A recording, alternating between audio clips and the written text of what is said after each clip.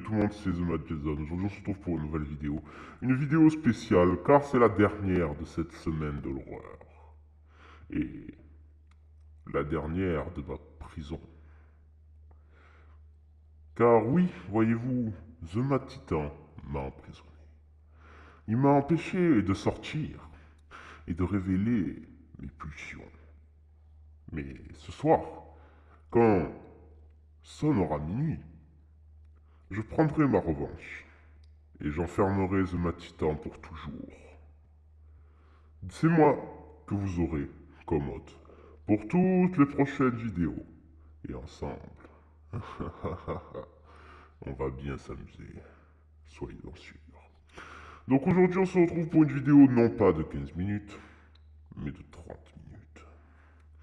Nous allons commencer d'abord par une petite histoire, très courte, qui raconte l'histoire d'un gars qui travaille dans une école catholique. C'était un magnifique bâtiment, bien entretenu et en bon état malgré ses 100 ans de vécu. Dans ce bâtiment, il y a un sous-sol sous gymnase, où ils entreposaient tous les matériels de sport, que ce soit les ballons, les poutres et les matériels. Un jour, où il animait le cours de basket de 15 heures, une petite fille fit tomber un ballon au sous-sol. Celui-ci rebondit et atterrissa en bas des escaliers.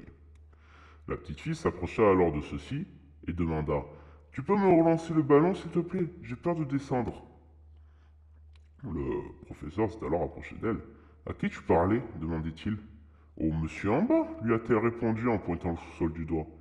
Il est descendu, il l'a appelé, mais en vain. Il n'y avait personne en bas, et aucune autre issue si ce n'est les escaliers. Il ramassa le ballon et remonta.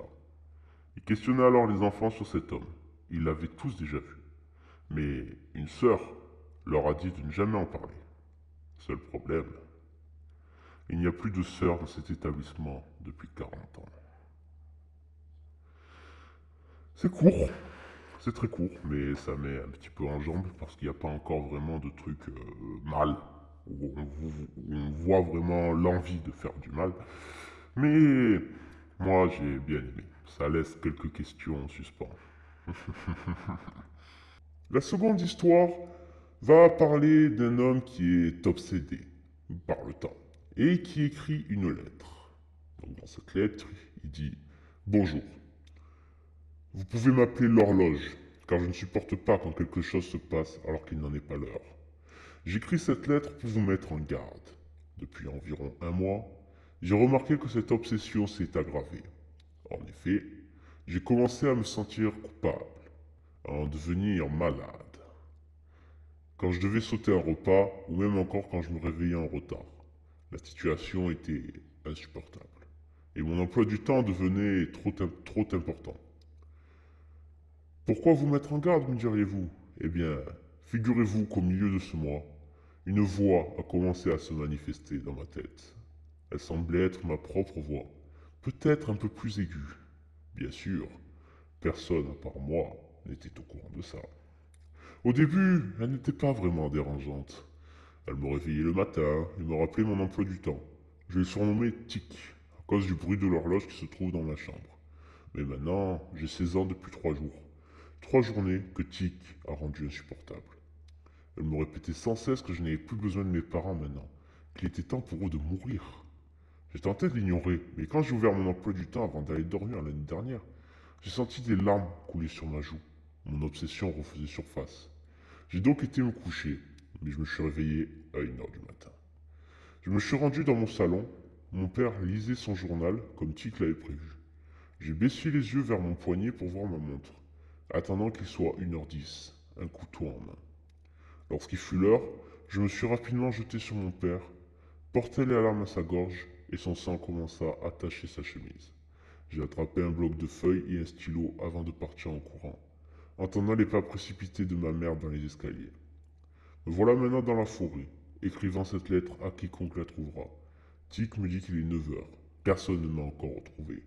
Et je dois avouer que mon nouvel emploi du temps me convient bien. Je vais bientôt rentrer chez quelqu'un pour l'égorger, voler de la nourriture et partir. Je ne dirai plus qu'une chose. Il est temps pour vous de mourir. En soi, j'aime bien cette histoire. J'aime beaucoup. Ça parle d'une petite voix dans sa tête. Et ce Matita en a une. Il s'avère que c'est moi. Il y a quelqu'un d'autre aussi, mais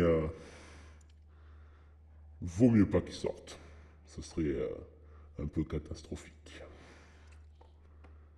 Donc, la troisième histoire est toujours aussi courte. Je pense que ce sera sûrement des histoires très courtes pour cet épisode, justement, afin qu'il y en ait beaucoup plus.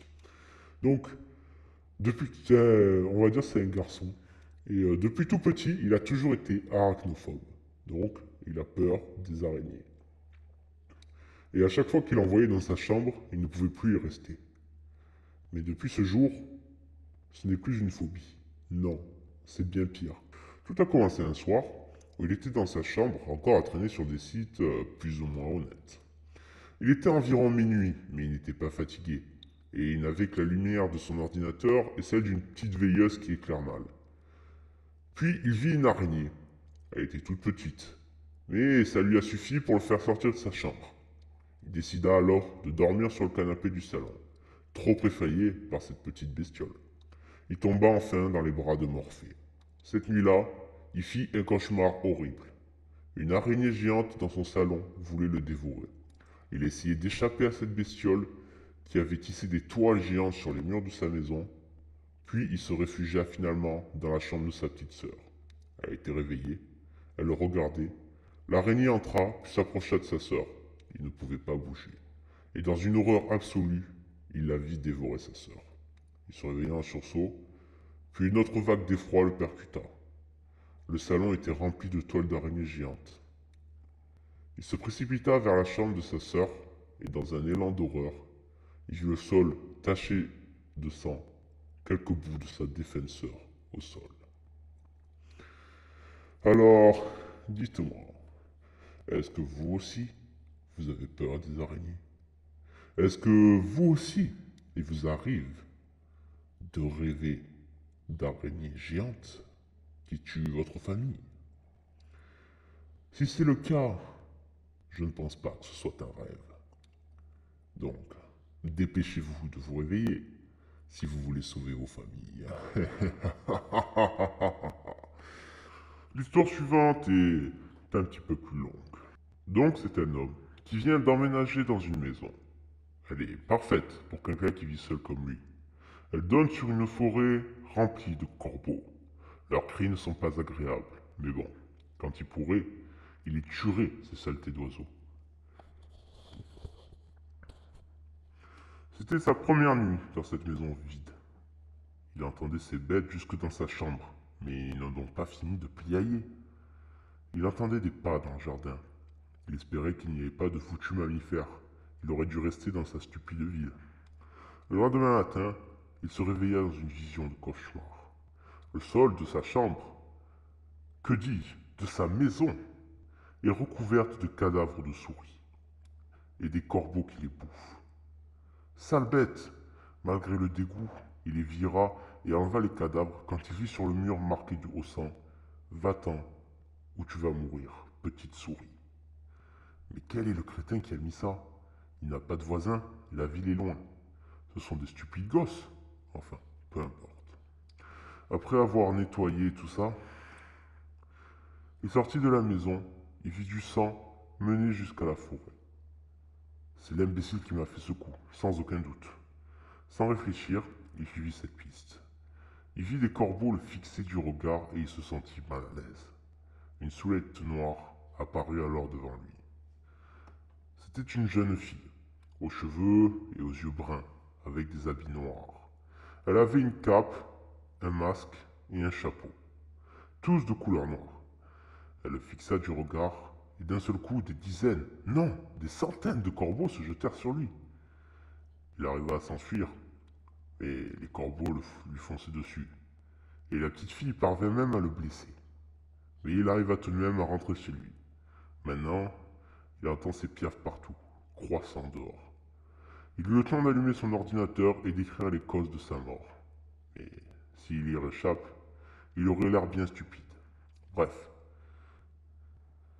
faites attention aux corbeaux, et encore plus à la fillette. Il peut entendre la porte d'entrée s'ouvrir et la fille chanter. Ils sont là. Ainsi, la police arriva au domicile après plusieurs semaines pour récupérer le loyer impayé. Ils retrouvèrent là un squelette, assis sur son ordinateur éteint. Au loin dans la forêt, la petite fille des corbeaux chantait une mélodie. C'est très bien cherché, je trouve. Très bien cherché. À partir de quel moment, quand tu es quelqu'un de relativement intelligent, tu viens te placer à côté d'un endroit qui ne veut pas de toi? Et à partir de quel moment, quand tu vois un message disant pars ou tu vas mourir, tu persistes dans ton enquête? Moi, je trouve ça très bien ce qui lui est arrivé. Et je félicite cette fille. Honnêtement, ce qu'elle a fait, c'est très bien. Elle a juste défendu son territoire. La seconde, l'histoire suivante, parle pareil. Cette fois, c'est d'un parent qui raconte la vie de son fils et sa vie. Donc tous les soirs, il entendait son fils de 9 ans sangloter et se plaindre dans sa chambre. Il dit qu'il a peur du noir, qu'il n'arrive pas à dormir. Vieilleuse, lumière du couloir allumée, toutes ces techniques qu'il employait pour tenter d'endormir son fils étaient peu efficaces et se révélaient coûteuses sur les factures. Son salaire minable ne lui permettait pas de faire de folie, comme ça, surtout pour une peur infantile. Son travail en laboratoire l'exaspérait, ainsi que ses collègues, et il ne voulait rien tenter. On avait tout ce qu'on voulait et sous la main. Mais la peur les empêchait d'avancer vers le progrès avec lui. Il se disait alors qu'il ne savait pas dans quoi il s'aventurait. Que d'idiotie. Il avait donc décidé de voler du matériel et de prendre son sous-sol en salle d'expérience, ou même d'avancée scientifique. Il ne dormait plus de la nuit. Son fils pleurait et la lumière du couloir le dérangeait. Il décida donc d'aller regarder la télévision pour se fatiguer un peu plus. Alors qu'il était affalé sur le canapé, une idée incroyable lui apparut dans la tête, telle une lumière. Elle était fabuleuse. Il sauta de son canapé et courut vers le sous-sol où il avait récemment installé son matériel. Une fois de plus, son génie avait parlé. Pour vaincre ses peurs, il faut les connaître et les affronter. Son fils ne craindra plus sa peur infondée sur le noir. Quelques instants plus tard, il avait anesthésié son fils pour qu'il puisse le délivrer de son tourment. L'opération avait failli rater 2 fois, mais il l'avait soutenu. Il lui a parlé pendant toute cette longue nuit de douleur. Il semblait se débattre et paniquer dans son sommeil artificiel. Il gémissait et transpirait énormément.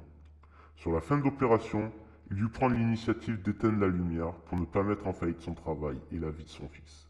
Seul point de lumière, une lucarne encrassée par la poussière, laissant passer la faible lumière de l'aube. Il avait presque perdu son fils dans cette opération. Son seul et unique fils. Il aurait dû avoir le peur de perdre. Mais non. C'est pour ça que ces abrutis de collègues n'avancent pas, ne progressent pas. Ils ont trop peur de perdre des vies. Il laissa son fils se réveiller seul dans son lit, il ferma la porte à clé et coupa toute source de lumière pouvant le mettre en péril. Il a besoin de repos pour vaincre sa peur. C'est vers la fin de la journée qu'il reprit espoir.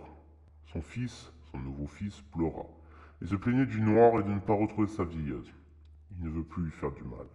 Tu vas vivre sans peur maintenant. Il se tenait à côté de la porte, prêt à ouvrir à son fils, la lumière éteinte toujours. Il entendait se lever de son lit avec difficulté. Il tâtait les parois des murs pour se diriger vers la porte. Il déverrouilla la porte pour laisser sortir. Une première main apparut, la main non touchée pour qu'il puisse éteindre les lumières des pièces voisines. Le reste du corps se dévoila enfin entièrement. Son corps était intégralement teinté d'une couleur très sombre. Il pouvait décider de lui laisser sa couleur originelle, mais il voulait lui faire comprendre qu'il allait devoir vivre avec son ancienne peur. Il avait, par contre, laissé sa main droite telle qu'elle était, pour qu'il puisse éteindre les lumières des pièces voisines comme il avait expliqué précédemment. Mais l'opération ne s'arrêtait pas à changer de couleur la quasi-totalité de son corps. La partie sombre ne supportait pas la présence de luminosité, sous peine d'infliger une douleur aiguë à la partie touchée. Il ne semblait pas être choqué de sa nouvelle apparence, sans doute encore un peu assommé par l'opération. Ils étaient habitués à vivre dans le noir quasi total pour pouvoir l'aider à combattre sa peur, être présent. Il semblait presque habitué, se débrouiller sans trop de mal à se diriger sans utiliser ses yeux et ses mains. Durant quelques jours suivants, son comportement changea. Il sursautait à des moments inappropriés et se retournait sans arrêt. Après ces changements comportementaux, il faisait presque douter de lui-même. Il s'approchait, en poussant de petits rugissements d'animaux, et laissait glisser très lentement sa main contre le mur pour éteindre les lumières. Il ne dormait quasiment plus. Il errait dans la maison sans but précis, et venait le réveiller en enlevant la couette d'un coup sec, de manière presque violente. Un jour, tard dans la soirée, en rentrant du travail, il retrouva sa maison saccagée, les meubles renversés, les cadres brisés, le papier peint arraché du mur et surtout, les ampoules écrasées au sol comme piétinées. Il l'appela, priant qu'il soit encore là. Il le chercha dans toutes les pièces. Rien, il n'était plus là. Un bruit de verre cassé l'interpella. Il se répétait de façon irrégulière. Il se retourna et découvra son fils. Il semblait ravagé par la folie. Il avait dans sa main des éprouvettes qu'il avait prises dans son laboratoire. Il les brisait frénétiquement sur le sol et il leva les yeux vers lui. Ils étaient presque devenus blancs. Il se redressa en prenant appui sur la table et s'approcha lentement de lui. Il s'arrêta à 2 mètres de lui, resta immobile, et lança ensuite des éprouvettes encore remplies au visage, qui éclatèrent pour relâcher leur contenu. Une vive douleur s'empara du père. Il se recroquevillait sur lui-même, et pendant cet instant, il se sentit perdre connaissance. Il se réveilla alors dans son laboratoire. Il le reconnaissait à peine dans l'obscurité et dans l'état dans lequel il était. Mais il ne prenait pas la peine de se lever. Le sol était froid, voire glacial. Il entendit la porte se refermer et un bruit de serrure tourner. J'ai peur de ce que j'ai fait. J'ai peur du progrès.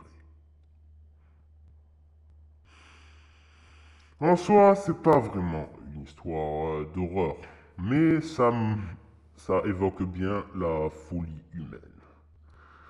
Les gens, pour se faciliter la vie, sont prêts à faire souffrir d'autres personnes, voire même leur propre chair, pour atteindre ce qu'ils appellent le nirvana. Seulement, c'est comme tout, quand vous modifiez quelque chose et que vous le rendez contre nature, celle-ci vous rattrape toujours. Et, comme je me plais à le dire, vous tue. Histoire suivante. Ça raconte l'histoire d'Hélène. Hélène avait 14 ans, et ses cernes donnaient l'impression qu'il n'avait jamais dormi. Il ne s'occupait pas non plus de ses cheveux noirs en bataille. Il n'aimait pas faire d'efforts pour prendre soin de lui. C'est une chose futile. Hélène est un garçon, précisons-le. Sa place est au fond de la salle de classe, près de la fenêtre. Il est toujours assis, ici, à dessiner tranquillement, comme si ça représentait tout pour lui. Il n'aime pas vraiment se socialiser. C'est un solitaire. Un peu comme The Mad Titan. Après l'école, il y avait quelqu'un qui s'était fait pousser par terre. C'était Tom. Il était toujours victimisé, pas parce qu'il lui avait fait quelque chose de mal, mais seulement car les gens autour de lui ne l'appréciaient pas. Ce genre de choses arrivait souvent, et Hélène y était habituée. Bien qu'il se sentît mal pour Tom, il ne voulait pas s'en mêler car c'était assez ennuyeux. Pendant la récréation, Judy dit, tout en cherchant, qu'elle a perdu sa montre. Hélène décidait de ne pas l'aider, vu que ça ne le concernait pas. Mais soudain, quelqu'un vit quelque chose briller dans le sac d'Hélène. C'est quoi ça demanda Ban en mettant sa main dans le sac et en tirant un nombre incrusté de faux diamants. Et en tirant une montre incrustée de faux diamants. Hélène fut très surprise de la voir, puisqu'il ne savait pas comment elle était arrivée ici. Ah, c'est ma montre! Ban donna la montre à Judy. Les deux regardaient maintenant Hélène d'un regard noir. Ce n'est pas moi, dit Hélène, toujours en train de dessiner sur son cahier, sans relever ne serait-ce qu'un peu sa tête. Mais oui, bien sûr, dit Judy, quittant la classe avec Ban. Le jour suivant, comme d'habitude, Hélène s'assit à sa place pour dessiner. Il remarqua que l'atmosphère n'était pas normale autour de lui.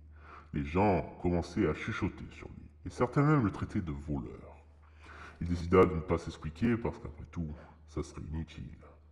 Le temps passa, et Hélène devint une nouvelle cible d'agression. Tout ce qu'il faisait maintenant obtenait des réactions exagérées. Il n'aimait pas ça, mais il ne résistait pas.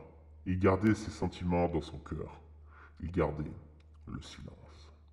Jusqu'au jour où Ban vient le voir et lui arracha des mains son cahier avec ses dessins inachevés dessus. Encore ces trucs sans intérêt, lance Ban en arrachant quelques pages de dessin, les déchirant en morceaux, attendant de voir la réaction d'Hélène. À ce rythme, les sentiments qu'il crachait allaient surgir. Il frappa Ban d'un coup de poing à la tête et commença à se battre.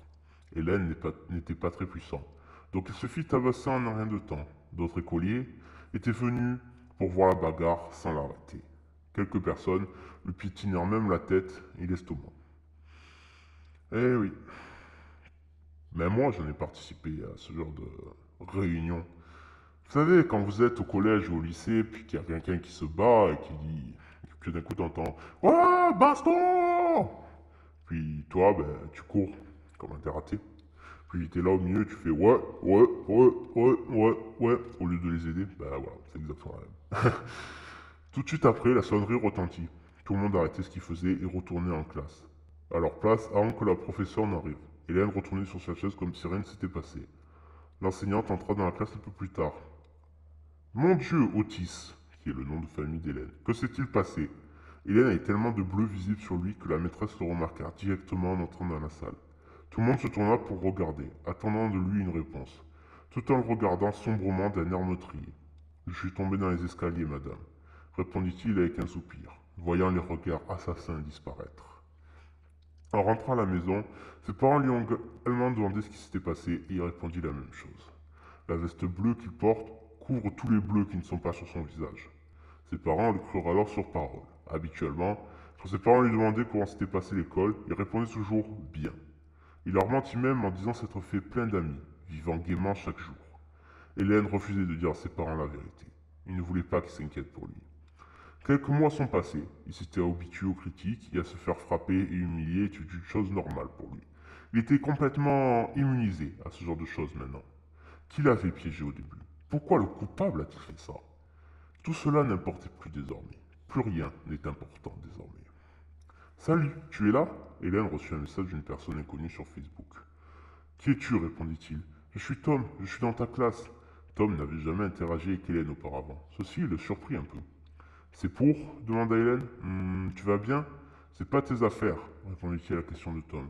Ce dernier écrit pendant un certain temps avant d'envoyer ce message. Écoute, je sais comment tu te sens en ce moment. On est dans la même situation. Je voudrais vraiment t'aider, mais je ne peux pas. Désolé. Après ce message, Tom et Hélène se parlèrent par message pendant longtemps.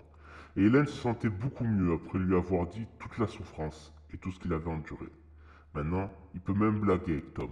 Hélène utilisait souvent le smiley sourire pour montrer sa joie. C'était la première fois qu'il pensait s'être fait un ami. Dans l'après-midi, le temps était chaud. Viens me voir sur le toit après la première heure de cours de l'après-midi. On doit parler. Me demande pas pourquoi, avait demandé Tom par texto hier soir. Hélène suivit les instructions et rencontra Tom sur le toit. Il fit un signe de la main en marchant vers lui et disant Hey Tom, comment ça va mon ami? J'ai quelque chose à te dire. Quelque chose d'important, dit Tom avec une expression sérieuse. Tu te rappelles l'incident du vol de montre? Comment Hélène pourrait-il oublier? C'était à cause de ça qu'il avait commencé à souffrir. Hélène acquiesça pour dire qu'il s'en rappelait. J'étais le coupable. Tom baissa les yeux, terrifié à l'idée de regarder Hélène dans les yeux. Quoi? Hélène était choquée. J'ai volé la montre de Judy et je t'ai fait passer pour le coupable. Pourquoi t'as fait ça?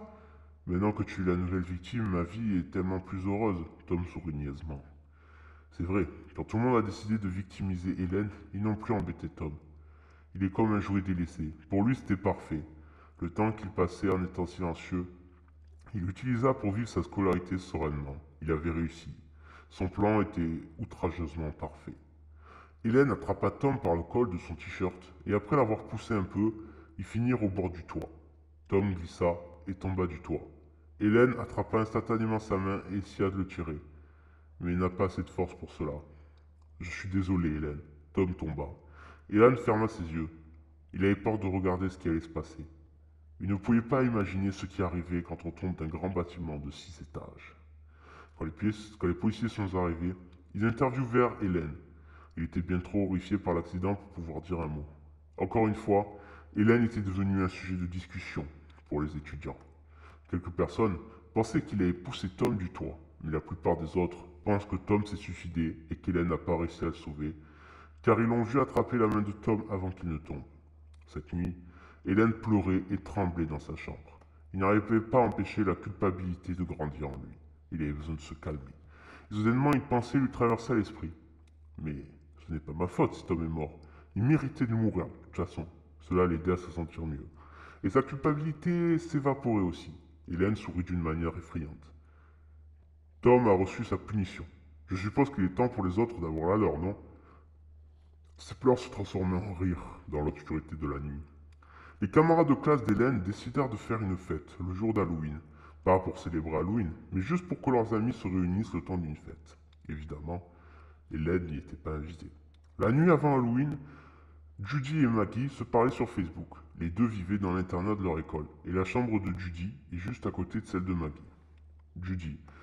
Qui vient à la fête de demain? Je suis si impatiente. Very happy. Maggie. La plupart de la classe sera là, mais j'ai envoyé plein de messages à Ban et même si les messages sont tous lus, il ne me répond jamais. C'est quoi son problème? Je suppose qu'il travaille. Il se passe des choses bizarres. Depuis quelque temps, j'entends des bruits de pas qui viennent de ma porte. Je crois que quelqu'un marche dans l'internat. Attends, je vais voir. Maggie vit quelque chose d'inhabituel à travers la porte. Oh my god, il y a un gars dehors. Il porte un masque et une veste bleue. Et il a un couteau et il est plein de sang. Putain, il tape sur ma porte là. Mon Dieu, mon Dieu, mon Dieu. Calme-toi et essaye de trouver une arme ou n'importe quoi. Essaye de te protéger. Il essaye de tourner la poignée, mais heureusement, je l'ai fermé à clé. J'ai peur. Maggie, qu'est-ce que je dois faire? Maggie, écoute, sauve-moi. Maggie, calme-toi. Maggie, Maggie, t'es là? Les messages étaient marqués comme lus. Mais Judy ne voyait pas de réponse. Soudain, Judy entendit la porte de sa chambre s'ouvrir. Au moment où elle se tourna, elle sentit une souffrance horrible dans son estomac. Une personne couverte de sang, portant un masque ainsi qu'une veste bleue, était entrée dans sa chambre et l'avait poignardée. Cette nuit, tous les étudiants qui étaient dans l'internat ont été tués. Personne ne sait comment le tueur a fait. Le meurtrier a utilisé le sang de ses victimes pour peindre les murs. La plupart des peintures représentaient le même smiley, le smiley sourire. Un bon nombre de cadavres ont été émincés et écrabouillés, probablement pour avoir un peu plus de pigments. Hélène Otis, le coupable, est toujours en fuite. Dans le salon de discussion où Judy et Maggie se parlaient, un message avait été écrit pour répondre au premier message de Judy de 9h03. Ne sois pas si impatiente pour demain, car il n'y aura pas de demain. Il n'y aura pas de demain. Histoire un peu plus longue et vraiment intéressante parce que ça tourne encore d'un sujet qui me tient vraiment à cœur, l'harcèlement. Ce que les gens ne comprennent pas quand ils harcèlent, c'est qu'ils font du mal aux gens. Ils les blessent. Et parfois, ça peut aller très loin. Là, par exemple, cette Hélène est allée jusqu'à tuer ses camarades. Mais il y en a d'autres qui préfèrent se suicider. Ou qui préfèrent faire des trucs bien pires.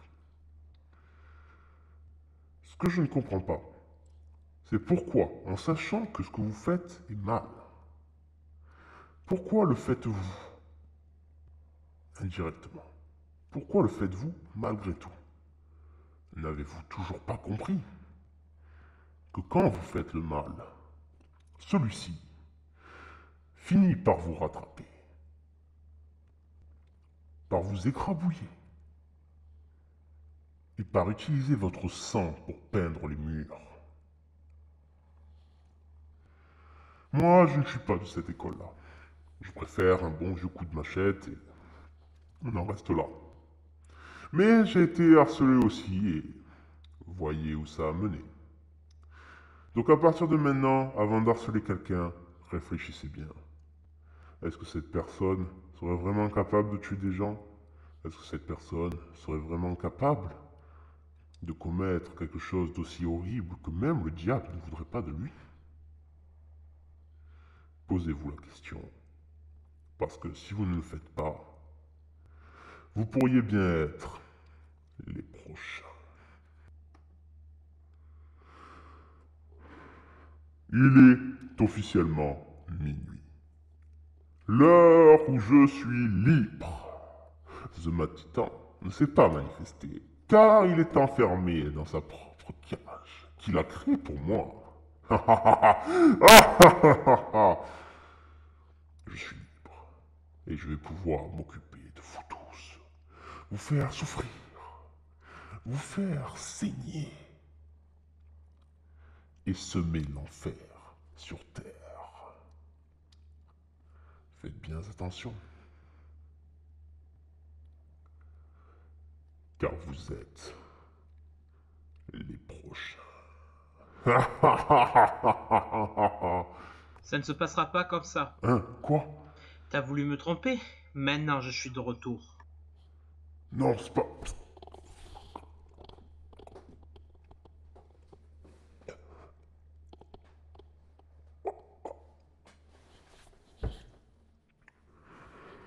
Et yo tout le monde, c'est The Mad Titan. Je suis enfin de retour et je vous souhaite un joyeux Halloween, même si à l'heure actuelle c'est déjà passé. Donc comme vous l'aurez remarqué, The Mad Jason est parti. Et il ne reviendra pas avant un petit moment. Enfin, il y aura toujours quelques petites vidéos d'horreur où il pourra revenir. Mais pour l'instant, je reprends le contrôle et je vous annonce que les let's play reviennent. Sur ce, j'espère que cette semaine vous aura plu. Si c'est le cas, vous savez, n'hésitez pas à laisser un like, un commentaire et à partager. Et je vous dis à la prochaine pour une autre vidéo. C'était The Mad Jason et The Mad Titan. Ciao tout le monde.